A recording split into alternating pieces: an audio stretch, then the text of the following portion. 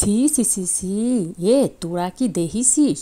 অমুক বাড়ির বউরা দেখিসি ঘাটে বসে মাছ মারতিছে, আবার দেখি তারা গাছে উঠে ফলও পারে, আবার তাকে দেখি মাথায় কাপড়ও থাকে না।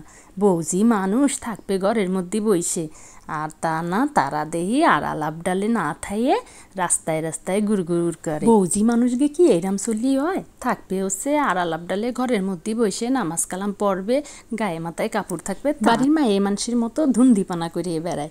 এ কি সহ্য করা যায়? হ্যালো এভরিওয়ান, আসসালামু আলাইকুম। This is Moyna from Moyna Hossain page.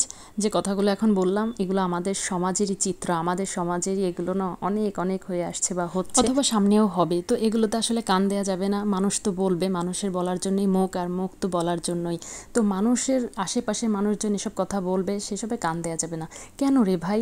মেয়ে মানুষরা শুধু বাড়ি বউ হয়ে আসে কি শুধুমাত্র ঘরে বসে থাকার জন্য? তারা কি তার বাড়ির মেয়েদের মতো চলতে পারবে না? তাদের কোনো স্বাধীনতা নাই?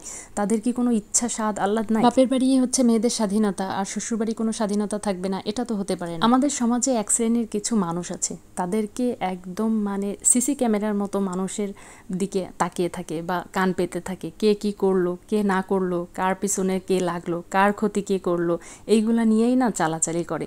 তো এই ধরনের মানুষ থেকে হচ্ছে আমাদের দূরে থাকতে হবে।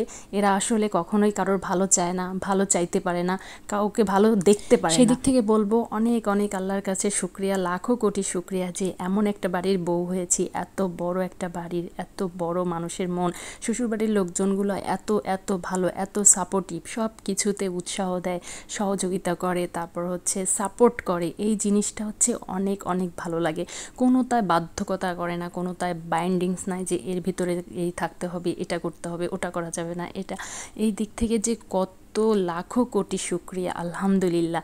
একদম নিজের মতো, নিজের বাড়ির মতো, নিজের ঘর, নিজের একটা শান্তি। সবাই যে এটা পায় এটা আমি বলবো না, অনেকেরই আসলে অনেক সমস্যা আছে শ্বশুরবাড়িতে, তার অনেক রকম সমস্যা হয়ে থাকে, শ্বশুর শাশুড়ি ঝামেলা করে।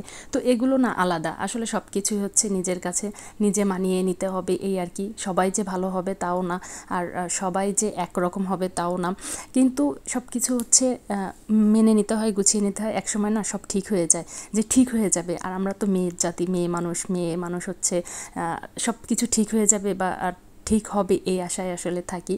তো আমি আসলে এসব কথা বলতে চাই না, বলতে পারিও না। কি একটা মানুষ কখনোই 100% পারফেক্ট হয় না, আর কেউ পারফেক্টলি হয়েও দুনিয়ায় আসে না। দুনিয়ায় মানুষের মধ্যে যেমন বৈচিত্র্যতা আছে, আছে তেমনি তার স্বভাবের, আছে তেমনি তার চলাফেরার, আছে তেমনি তার বংশ। এজন্য সবাই কখনো এক হয় না, কেউই আমার মতো হয় না, আমিও কারোর মতো না। ও হে মনু, নিজে ভালো তো জগৎ ভালো। ওরে আল্লাহ, মেলা নীতিকতা কইয়ে ফেলাইছি। তো আইজ আর কিছু কমো না। সবাই ভালো থাকেন, সুস্থ থাকেন, আর আমার জন্য দোয়া করেন। আর পক পক করবো না। আল্লাহ হাফেজ, টাটা, বাই বাই।